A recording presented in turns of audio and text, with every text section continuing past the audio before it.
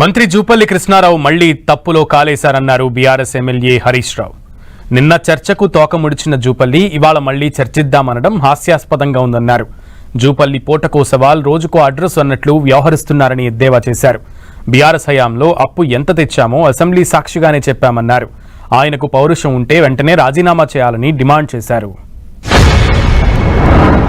ఆయన పూటకో సవాలు రోజుకో అడ్రస్.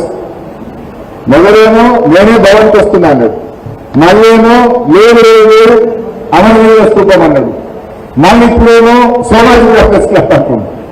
అంటే పూటకో సవాలు రోజుకో అడ్రస్ లెక్క ఉంది ఇవాళ ఆ జూపల్లి కృష్ణారావు సంగతి. సరే, ఆ జూపల్లి కృష్ణారావు మొదలేమో కేటీఆర్ రా, నువ్వు హరీష్ రావు నువ్వు రా అన్నాడు. మేము వచ్చిన మీద ఏంటో నేనేమన్నాడు, మీరు కాదు కేసీఆర్ రావాలి అన్నాడు. ధైర్యం జాలలే. 5 దగ్గర పనిచేసిన నేను చాలా సీనియర్ మంత్రి అన్నాడు. నీ సీనియర్ కథ ఏంటో నీ కథ ఏంటో ఇప్పుడు చెప్తాయ్యా.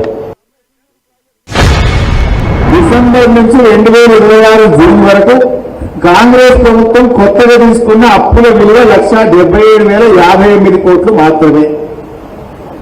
సరే, అదే కాలంలో బీఆర్ఎస్ ప్రభుత్వం చేసిన అప్పులు అసలు కలిపి 2,680 కట్టినా అన్నాడు. డిసెంబర్ 12, 2023 500 కోట్లు. అట్లా ఒక్కొక్క డేట్ మొత్తం తెచ్చుకుంటూ లాస్ట్ అప్పు ఎప్పుడు తెచ్చిండు? జూన్ 30, 2026 2,000 కోట్లు అప్పు తెచ్చిండు. అది 175వసారి రిజర్వ్ బ్యాంక్ ఆఫ్ ఇండియాలో తెచ్చిన FRBM అప్పు. ఎంత అప్పు? 1,86,87 కోట్లు. జూపల్లి ఏం చెప్పిండు అంటే 17 కోట్లు మింగిందా? 3,47,294 కోట్లు అప్పు చేసినా అని ఎక్కడో చెప్పలే, నిండు అసెంబ్లీలో చెప్పిండు. మరి జూపల్లి ఏమంటే 1,77,058 కోట్లు. ఇప్పుడు ఎవరిని కరెక్టు? రేవంత్ రెడ్డి కరెక్టా, జూపల్లి కరెక్టా? మీ రిజర్వ్ బ్యాంక్ ఆఫ్ ఇండియా అప్పే 1,86,000 ఉంది, అన్ని కలిపితే 3,47,000 చేసిన అని రేవంత్ రెడ్డి చెప్పిండు. జూపల్లి ఏమన్నాడు అంటే ఇప్పుడు ఎవరు రాజీనామా చేయాలి? ఎవరు చేయాలి రాజీనామా? 13 బిడ్డలైతే, పౌరుషం ఉంటే, సీను నెత్తులుంటే తక్షణమే రాజీనామా చేయాలి మిస్టర్ జూపల్లి. మిస్టర్ జూపల్లి, నువ్వు కాదు, నీ ఆర్థిక మంత్రిని, నీ ముఖ్యమంత్రిని కూర్చోబెట్టి అసెంబ్లీ సాక్షిగా మిమ్మల్ని కళ్ళు పారేసిన. నువ్వేంటో చర్చ అంటున్నావు. వీడేమి చర్చ?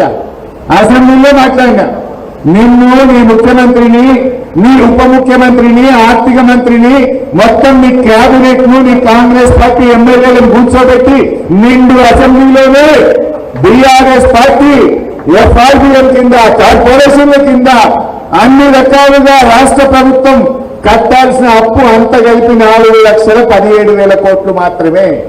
తప్పైతే ఇక్కడే చెప్పండి, మాట్లాడదాం, నేను రెడీ అని లెక్కలన్నీ కూడా పూసగుచ్చినట్టు అసెంబ్లీలో చెప్పారు.